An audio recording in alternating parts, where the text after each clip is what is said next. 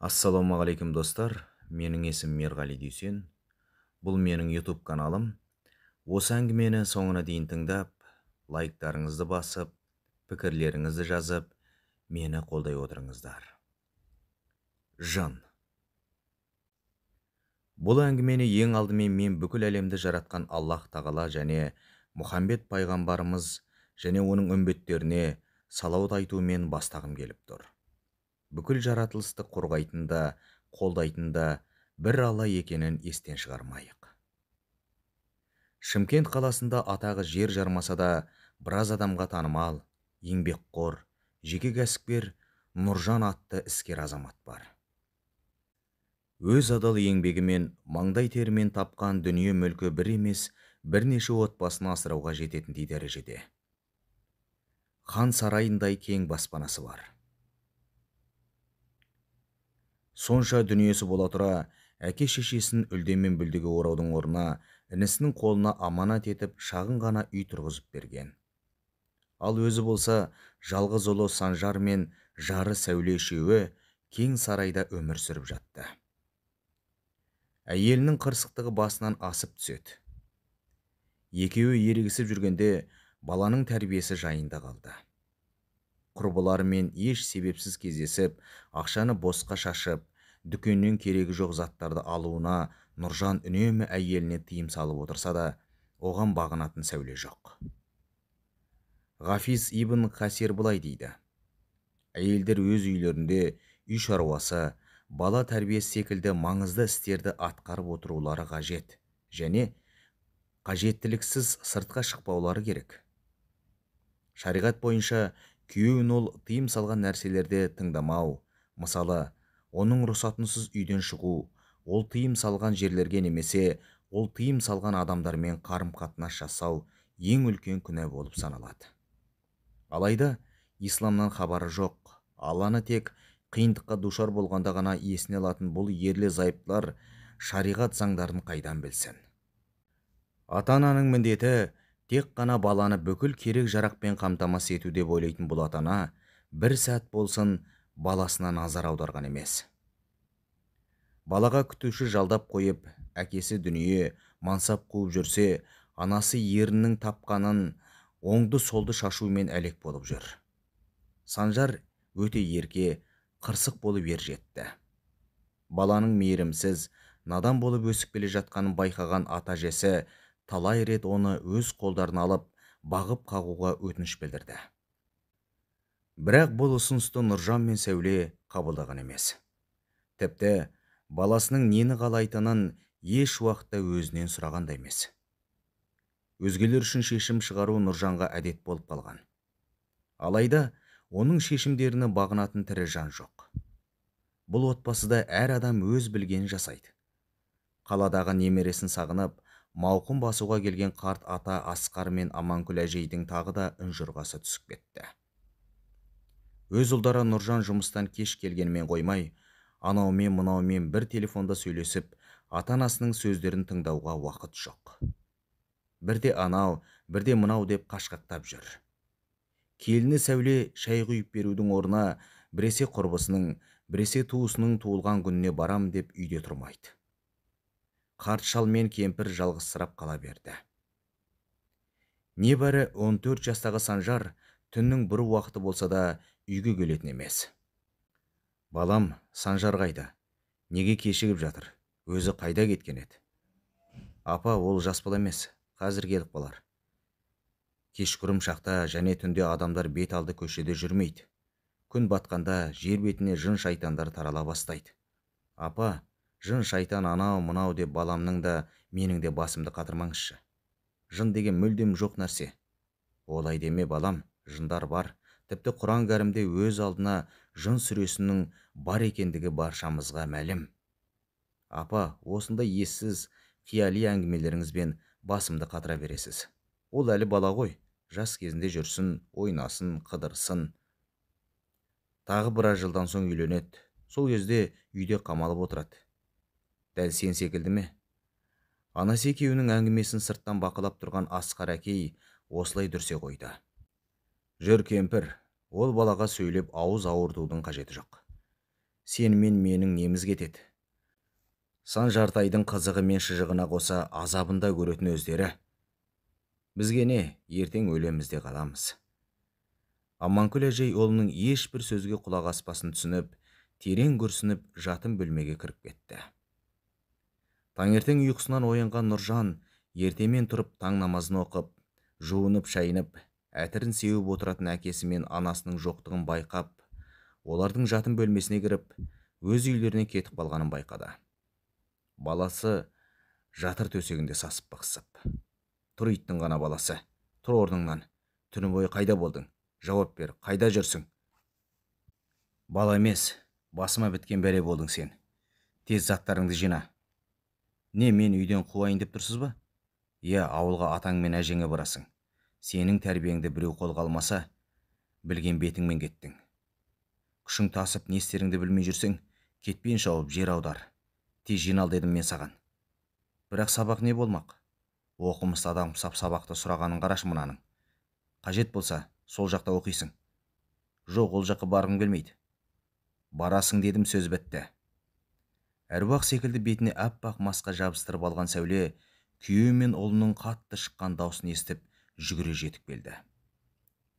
Нұреке, не болды саған балаға сонша айғайлап? Тыныштық па әйтеуір? Сен де тез жинал, ауылға, әке-шешеме барамыз. Үстіңе денің дұрыс бірдеңе киіп ал. Олар үйде емес пе? Сен түс көріп жатқанда олар үйден кетіп қалған.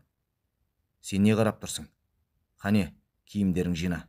Тұра тұр, киімдеріңді жина дедің бе? Мен дұрыс естідім бе? Оны ауылда қалдырмақсың ба? Я, ауылда қалады. Жоқ, мен келіспеймін. Мен сенен рұқсат сұрап тұрған жоқпын. Балама әке ретінде бұйрық беріп тұрмын. Әр бәлені бір ішіп, шегіп, кім көрінгенмен жаға жыртысқанша ауылға барып мал бағып, бақша ексін. Екеуің де тез дайын болыңдар. Санжар мен Сәуле жол бойы қырсығып үнсіз ғана бұртиып отырды. Әке-шешесі енді ғана өз үйлеріне кіре бергенде арттарынан Нұржан да жетіп келді. Әке, апа, неге үндеместен кетіп қалғансыздар? Бұларыңыз не? Сені тәрбиелеген кезде қай жерден қателік жібердім? Қазіргі таңда кемпір шалдан абырой, қыздан ұят, келіннен иба, отбасынан береке, отаннан бірлік қашып жатса, соның бәрі мына сендер секілді дүниенің соңынан қуып, айналасындағы адамдарды ұмытып, қалтасының қалыңдығын ғана ойлайтын надандардың кесірінен дер едім. Сені 9 ай құрсағында көтерген, аяғыңа нық тұрғанша құшағында көтерген, бар мейірім, махаббатын берген анаңа бір сәт уақыт бөлсең болмас па еді, балам? Әке, білем, мені кешіріңіз. Бәрінен де қорқатыным, мына ұлың ертеңгі күні сенің жаныңды азапқа салама деп қорқам. Тым құрыса, ұлыңа уақытыңның бір бөлігін қисаң болмай ма? Сіздерден кешірім сұраймын. Сіздер не айтсаңыздар да орынды. Мен сол үшін келіп тұрмын. Санжар осында қалады. Сіздердің оны мықты ер азамат етіп тәрбиелейтіндеріңізге сенімдімін. Бұл хабарды естіген шал мен кемпірдің жүздеріне қан жүгіріп, реңі кіріп, көздері жайнап кетті. Аманкүл әжей немересінің бетінен шөлпілдетіп сүйіп алды. Санжар еріксіз ауылда ата-әжесінің жанында қалды. Бала күнде жиі келіп тұрғандықтан көршінің ұл-қыздары оны жақсы танып қалған. Өтпелі кезеңде жүрген жас өспірім жігіт ауылдағы өзімен қатар аяулым есімді бойжеткенге ессіз ғашық болып қалды. Бұл сезім оны ауылға байлап қойғандай ата-әжесінің үйінен кеткісі келмейді. Баласының жағдайына алаңдаған Нұржан мен Сәуле келулерін жиілетті. Әдеттегідей баласынан хабар алуға қара шаңыраққа келді. Балам-ау, какой кошмар, түрің немене бәле болып кеткен, қап-қара болып күнге күйіп кетіпсің ғой. Келінжан, күн көзінің адамға пайдасы зор. Аппақ болып әруақ секілді болғаннан осы жүрісі дұрыс. Бетіне қан жүгіріп, реңі кіріп қалды. Балам, жағдайың қалай? Сабақ үлгерімің нашарлап кетпесін. Қалаға қайтарсың мүмкін. Жоқ, барғым келмейді. Мен осында қалам. Сынок, қойсаңшы, азып-тозып, қап-қара болғаның несі жақсы? Жүр, үйге қайтайық. Айттым ғой сізге, барғым келмейді. Баланың барғысы келмей тұрған жоқ па? Неге қинай бересіңдер? Жетер енді, көп сөзді тоқтатыңдар. Санжар балам осында қалғысы келсе қалсын. Санжар атасының сөзіне мәз болып қалды. Әке шешесі балаларын алып кете алмасына көздері жетіп, оны ауыл мектебіне ауыстырды. Санжар атасын араға салып жүріп, аяулымның сыныбына орналасты. Екеуі мектепке бірге барып келуді әдетке айналдырды. Алайда өзі секілді ауылдағы ерке өскен, тіл алмайтын жігіттермен достасып, тәртібі бұзыла бастады. Күнде түннің ортасына дейін үй бетін көрмейді. Әке шешесінің қолындағы Нұржанның інісі Жандос түнделетіп іздеп тауып, үйіне жетектеп алып қайтады. Жүгірмек, басыма біткен бәле болдың ғой. Күнде сені осылай іздеп жүруім керек пе? Түс алды ма? Аға, ренжімеңізші, енді баламыз ғой. Қызық қу уақыттың өтіп кеткенін байқамай қалдық. Жандос жол бойы ашуланып, ұрысып келген Санжардың алдынан әжесі қарсы алып, ол кісіге де ұрса жөнелді. Балам, неге сөз ұқпайсың? Жын шайтандар көбіне шөл дала, лас орындарда жүреді. Күн батқанда жер бетіне тарала бастайды. Ауылда лас жерлер өте көп. Сондықтан күн батқан соң үйден ұзама. Тағы сол жын шайтандар ма? Әже, немене қайталай бересіз? Санжар төсегіне зорға жетіп, жаяулы отырған төсекке жата кетті. Балам, қаншама рет айтам, төсекке жатпас бұрын оны көрпеңді бір сілкіп, бисмилля деп айтып барып жат. Жаяулы отырған бос төсекке жын шайтандар орналасып алады. Әже, тыныштық беріңізші. Әжесі немересі үшін калима қайтарып, төсегін аластап шығып кетті. Үлкендер қаншама рет айтса да, Санжар оларға құлақ аспай, түнде қыдыруын жалғастыра берді. Оны тоғай жақтан әрең іздеп тапқан Жандос әдеттегідей ұрса жөнелді. Бала, не деген бәлесің? Кенет өзіне бадырақ көздерімен қараған Санжардың көз жанарынан қорқып кетті. Мен саған бәленің не екенін көрсетем. Сен маған қарсы келуші болма. Өзің мені күнде әуре сарсаңға салғаныңмен қоймай, мені ұрсайын дедің бе? Санжар ағасына жақындап келіп, тамағына жармасып, Жандосты буындыра бастады. Өзінен 20 жас кіші, нәп-нәзік балаға Жандостың қарсыласуға шамасы жетпеді. Дем жетпей, сөйлейін десе даусы шықпай, аяғы жерге тимей, ауа жетпей, бүкіл өмірі көз алдынан өтіп, жерге сылқ ете құлады. Есін жиса, үйінде, өз төсегінде жатыр екен. Анасы мен әйелі Зәуре тас төбесінен қарап тұр. Есіктің жанында тұрған Санжарды көріп, қорыққаннан шыңғырып жіберді. Кет, жоғал, жолама маған. Мама, өтініш сізден, енді мені оны іздеуге жібермеңізші. Мен одан қорқам. Аға, неге олай дейсіз? Мен сізге не істедім? Есіңізді жинаңыз. Балам, сабыр ет. Егер Санжартай болмаса, сенің жағдайың не болары белгісіз еді. Жандос не болған өзде түсіне алмастай жағдайда болатын. Өзгелерге өзін Санжар буындырғанын айтса да, ешкім сенбесін біліп, үндемей қоя берді. Санжарды көзден таса қылмай бақылап жүрді. Күнделікті әдетіне салып түнделетіп, Санжар тағы да көшер алап кетті. Жандос балам, Санжар тағы жоқ қой деймін. Іздеп қайтсан қайтеді. Жоқ, бармайым. Ол өзі қандай адам? Неге сөз ұқпайды өзі? Жетер енді. Өз әке шешесіне жіберіңізші. Сау басыңызға сақина тілеп қайтесіз. Жоқ, оны біреу жөнге салу керек. Жөнге салғаныңыз осы ма? Мен оны іздеп тауып жетектеп жүруден жалықтым. Күні бойы жұмыстан шаршап келем. Түні бойы оны іздейм. Не, менің жаным жоқ па? Жандос шын мәнде Санжардан қорқып оны іздеуден бас тартып, бөлмесіне кіріп жатып қалды. Өз анасын жақсы білгендіктен, Аманкүл әжейдің оны іздеп шығарын жақсы біліп, жаны жай таппады. Дәлізге шығып, ақырын әке шешесінің бөлмесін есік сыртынан тыңдап көрді. Әкесінің қорынан басқа ештеңе естілмеді. Демек, анасы бөлмесінде жоқ. Өйткені Санжар үйге келмей, Аманкүл әжей көз ілмей, күбірлеп дұға жасап отырған. Анасын іздеп сыртқа шықты. Бір сәтте қорадағы малдар үркіп, иттер шулап кетті. Әдетте малға ұры түскендей осылай шулап кетуші еді. Үйден Асқар әкей аңшы мылтығын алып шауып шықты. Қол шамын жағып екеуі қора жаққа барғанда, өз көздеріне өздері сенбей, тұрған орындарынан қимылдай алмай мүсіндей қатып қалды. Бірер секунд өтіп Асқар әкей тілге келіп, Санжар деп бар даусымен айғайлап жіберді. Санжар өз әжесі Аманкүлді мал байлайтын арқанмен мойнынан байлап жатқан болатын. Атасының даусын естіп, өзі байлап жатқан әжесін көріп шошып артқа бір-екі қадам тастап, еңсеріп құлап қалды. Асқар мен Жандос жүгіре барып, Аманкүл әжейді босатып алды. Жандос ашудан көзі көр соқыр болып қалған Санжарды аямай ұрып соқты. Сен не есіңнен адасқансың ба? Не бүлдірдің? Балам, қазір төбелесетін уақыт емес. Анаңды көтеріп үйге жеткізейік.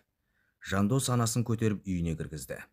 Алла сақтап, еш жеріне зақым келмеген екен. Қорыққаннан есінен танып қалған болу керек. Санжар өзін қоярға жер таппай, ары-бері тырнағын тістеп, өзін-өзі ұрып жүгіріп жүр. Асқар әкей оны сабырға шақырып, не болғанын анықтамақ болды. Балам, не болғанын толық баяндап берші. Не үшін әжеңе олай істедің? Білмеймін ата, түсіне алар емеспін. Үйге келе жатқанымда қараңғыда белгісіз біреу қара өгіздің есік алдында бос жүргенін айтты. Қарасам, расымен бос жүр екен. Қораға сүйреп апарып байлай бастадым. Сіз айғайлаған соң байлап жатқаным өгіз емес, әжем екенін көріп шоршып кеттім. Осылай айтып, өзде қалтырап дірілдеп, атасын құшақтап жылап жіберді.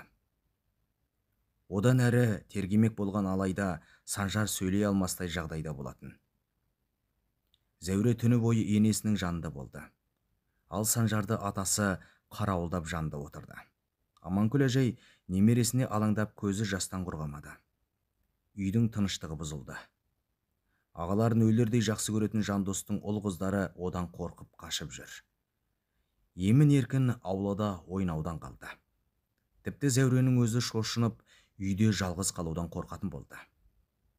Көп созбай Санжардың жағдайын өз әке шешесіне хабарлады.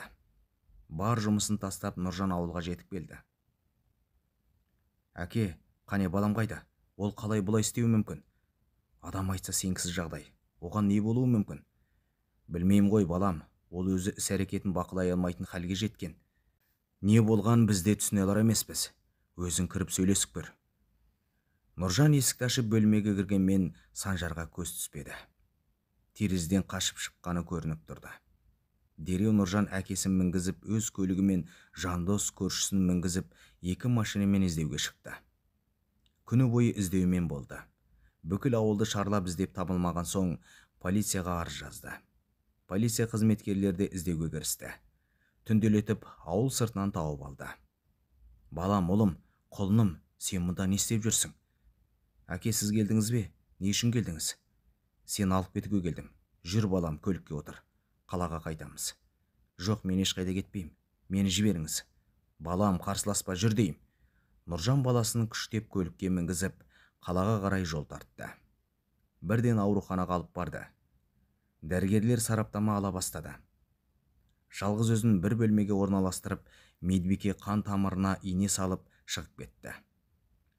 5 минуттай уақыт өтіп қайта кірген медбике адам айтса сенгісіз көрініске куә болды.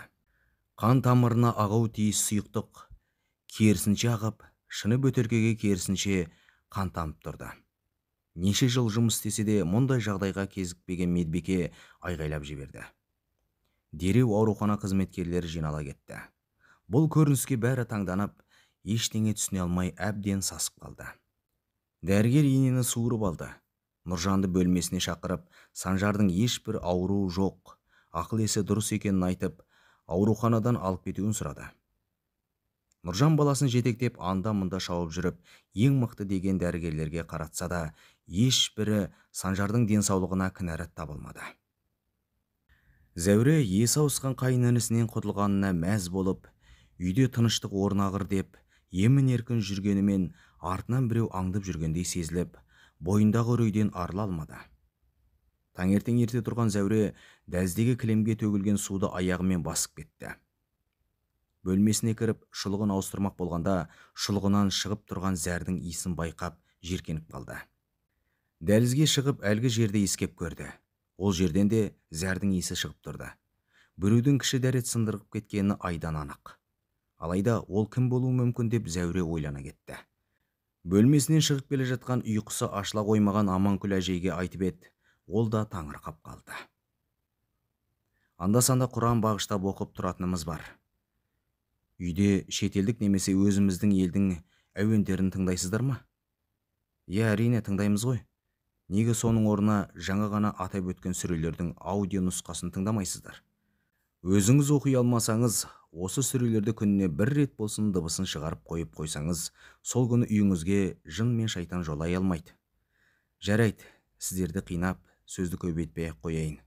Әлгі немереңізді мына атаға алып барсаңыз, жынын шығарады. Имам өз міндетін атқарып кеткен соң, үй іші тып-тыныш болып қалды. Аманкүл әжей дереу ұлына қоңырау шалып, Санжарды имам айтқан мекен жайға алып баруын өтінді. Бірақ Нұржан оған келсе қойған жоқ. Балам, қырсықпасаңшы, жын шайтан деген бар нәрсе, имам айтқан кісіге алып барайық. Жоқ, баламды жынды еткеніңіз аздай, енді тағы қинамақсыздар ма? Ауылға жібермейсің, тәрбиесін нашар деуші едіңіздер. Ал соңы не болды? Санжарды ең мықты дәрігерлерге көрсетем. Ауылға қайта бармаймын. Ас үй жақтан Сәуленің шыңғырған даусын естіп Нұржан тұтқаны қоя салды. Жүгіріп барса, Сәуле қып-қызыл оттың арасында тұр екен. Және де бір түсініксіз жағдай, от төменнен жоғары емес, жоғарыдан төмен қарап жалындап тұрды. Өзінің шамасы жетпеген соң өрт сөндіру қызметіне жүгінуіне тура келді. Өрт сөндірушілер әрең дегенде сөндірді. Сәуленің денесі жартылай күйік шалып ауруханаға жеткізілді. Әйел мен әбігерге түскен Нұржан баласын естен шығарып, жол бойы алаңдап үйіне асыға оралды. Үйге келсе баласы жоқ. Төсегі жып-жылы енді ғана тұрып шыққаны белгілі. Бөлменің бәрін қарап таппаған соң сыртқа шықты.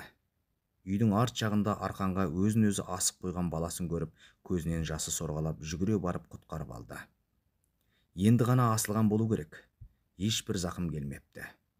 Дереу жедел жәрдем шақыртып, ұлын да ауруханаға жеткізді. Есін жиған соң одан мән жайды сұрады.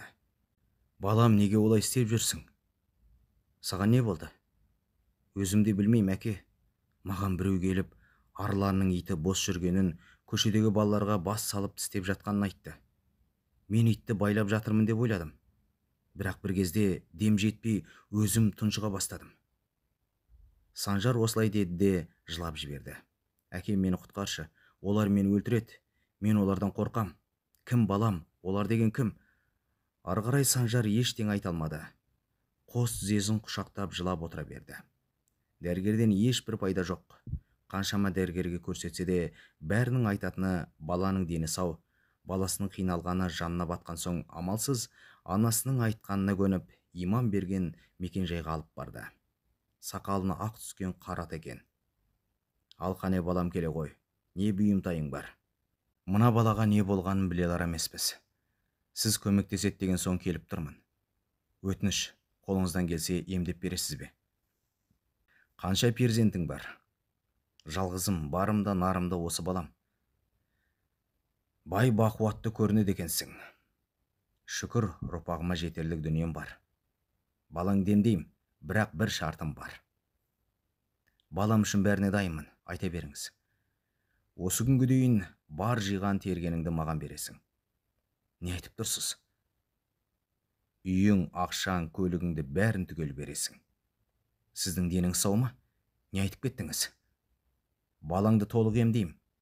Егерде осы шартыма көнсең ғана. Көнбесең, балаңды олар өлтіріп тынады. Ал артыңда ұрпақ қалмаса, байлығыңнан не пайда? Қалай, келсесің бе? Жоқ, рахмет. Ерік өзіңде. Артыңда ізіңді жалғар ұрпақ болмаса, мұншама дүниені жылдар бойы не үшін жинадың? Жарайды, бәрін берейін. Тек ұлымды емдеп жазсаңыз болды. Рас айтасың ба? Бәрін бересің бе? Иә дедім ғой. Шын сөзің бе? Иә, балам үшін бәрін беруге дайынмын. Балаң үшін бе? Иә. Емдейсіз бе жоқ па? Маған айғайлама, емдейм. Бірақ маған сенің үйің де, ақшаң да, машинаң да қажет емес. Осы күнге дейін бар жинағаныңды балаң үшін беруге дайын екенсің. Ендеше осы байлықты жинауға кеткен уақытыңның бір бөлігін балаң үшін қимадың. Бір мезгіл балаға уақыт арнап, оның тәрбиесіне мән беріп, жүрегіне Аллаға деген сенім, махаббат оятсаң, балаң бұлай азапталмас еді. Өзің кінәлі бола тұра, маған келіп ашуланып тұрғаның не? Балаңның ішіне жын кіріп кеткен. Егерде әр қашанда Алланы аузынан тастамай жүрсе, оған жын түгілі ешбір бәле жоламас еді. Ал оның Алланы өзіне серік етуіне сен ықпал етпегенде кім айту керек? Алланы насихаттап, парыздарын орындауға шақырып, баланың жүрегін, иман нұрын бөлеуге ата-ананың басты парыз емес пе? Ұялмай балам үшін бәрін берем дейді ғой тағы. Отыр балаңның жанына. Балаң қазір қатты қиналады, бірақ сен соған төзуің керексің. Маған кедергі келтірме. Жарайды. Санжарды ұзын бойы жатқызып, ата аузын екі қолымен барынша ашып бірдеңелерді оқи бастады. Санжар қатты қиналып, денесі тырысып, жағы құрысып қатып қалды. Ішінен шыңғырған дауыс шығып, біреулер айғайлап жатты. Ата олармен тілдесе бастады. Сендер кімсіңдер? Біз жынбыз. Нешеусіңдер? Екеу. Қашаннан бері мұндасыңдар? Ол қоя бейнесіндегі біздің баламызды сойып жегеннен бері. Оны не үшін қинап жүрсіңдер? Баламыз үшін кек алуымыз керекпіз. Оны босатыңдар. Жоқ, біз адамдарға өздігімізден тиіспейміз. Бірақ бізге зиян тигізгендерді аямауға ант еткенбіз. Ата оқуды жалғастыра берді. Шыңғырған дауыс қаттырақ шыға бастады. Санжардың қиналғанынан Нұржан төзе алмай барады. Атаның өзі де қиналып, дауысы бәсеңдеп, бүкіл денесі дірілдеп, маңдайынан тер бұрқырап барады. Бара-бара Санжардың ішіндегі шыңғырған дауыстары күшейіп баруда. Санжар болса судан шыққан балық секілді тыпырлап барады. Ұлының бұл азабына төзу әкесі үшін ауырға соқты. Расымен де жын шайтанның барына көз жеткен соң үнсіз баласын бұл азаптан құтқару үшін төзді. Шыңғырған дауыстар бірте-бірте бәсеңдеп барып жоқ болды. Санжар аяқ қолы босаңсып, есінен танып қалды. Ата да шаршап шалдығып, маңдайының терін сүртіп, еденге құлай кетті. Құтылдық. Балаң енді азат. Еркіндікке шықты. Рас айтасыз ба? Иә, бірақ енді абай бол. Көп рахмет сізге. Бірақ ол неге есінен танып қалды? Оған не болды? Жындармен күресу оңай дейсің бе? Аздан соң есін жинайды, алаңдама. Үйге барған соң тұзды суға бүкіл денесін жуындырып тазала. Уақыт бөліп оған енді ешбір бәленің жоламауына әрекет ет. Көп рахмет сізге. Сізге өмірімнің соңына дейін қарыздармын. Болды жетер енді. Мен мақтап сөздерді ұнатпаймын. Қане бар енді. Нұржан ұлын көтеріп көлігіне салып үйіне қарай жол тартты. Жолай бір кезіккен Алланың үйі мешітке тоқтап, садақа жәшігіне ақша тастап, ол үшін дұға жасады. Санжар құдды бір жаман түстен оянғандай не болған өзде түсіне алмай есеңгіреп жүрді. Әдетте түрлі сусабын мен ваннаны суға толтырып көпіршітіп шомылатын Нұржан бұл жолы тұзды суға толтырып баласын өз қолымен жуындырып берді. Өз қолымен ас әзірлеп, ұлы екеуіне дастархан жайды. Санжар тамақты аузына алып бармақ болғанда, Нұржан оны тоқтатып қалды. Балам, бұдан кейін тамақ түгілі бір жұтым су ішсеңде, бисмиллах деп айтып, одан кейін ғана аузыңа сал. Әке, сізге не болған? Нұржан бар жағдайды ұлына баяндап берді. Санжар бұл оқиғаның бәрін өз басынан өткізгеніне сене алмады. Сәуле сауғып өз үйіне оралды. Бұл оқиғадан соң бұл отбасы мүшелері түгелдей өзгеріп, басқа адамға айналды. Нұржан мен Санжар уақыттарын бірге өткізуді әдетке айналдырды. Мешітке барып Құран аяттары мен сүрелерді оқып үйрене бастады. Шетелдік сөзін өзде түсінбейтін әуендерді тыңдаудан бас тартып, оның орнына сүрелер тыңдап жүретін болды. Қайда жүрсе де аузынан бисмиллах деген сөзді тастамауды әдетке айналдырды. Сәуленің де етек жеңі ұзарып, бетіндегі бояуы азайып, тырнақ өсіруді, қас жұлуды тоқтатты. Нұржан артық дүние жинамай, жетім жесір, мұқтаж жандарға қол ұшын соза бастады. Ата-анасын жиі іздеп барып тұрады. Жандос пен Зәуреде иманға бет бұрып, үйде жандарда тыныштық тапты. Алланы еске алсаңыз, сіздің бойыңызға ешбір бәле жоламайды. Сондықтан еш қорықпай, бисмиллахир деп айтыңыз. Алланы еске алу жүректі тірілтеді. Аллаға деген қорқынышты оятады. Жанның саулығын және тәннің физиологиялық саулығын сақтайды. Адам тәні су мен тамақсыз қалай өлсе, Алланы лайықты түрде еске алмаудан жан да дәл солай өлім татады. Алайда осындай артықшылықтарды біле тұра, ұмытшақтықтан, уақыттың тапшылығынан немесе жалқаулықтан таңғы және кешкі зікірлерді ұмыт қалдырып, салғырттық танытып жатамыз. Шын мәнде бұл зікірлер адамдарды жамандықтан сақтайды. Алла тағала бәрімізді түрлі бәле жаладан сақтасын. Аман, сау болайық.